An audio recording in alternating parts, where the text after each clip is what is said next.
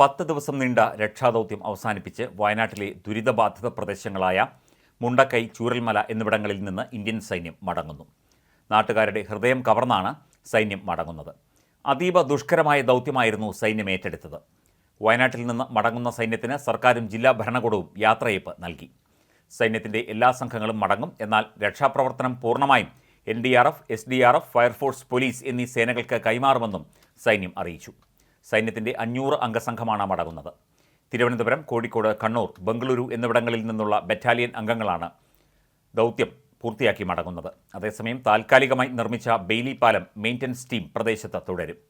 Helicopter search ടീമും അടുത്ത നിർദ്ദേശം വരുന്നതുവരെ തുടരുമെന്നും സൈനിക വൃത്തങ്ങൾ അറിയിച്ചു.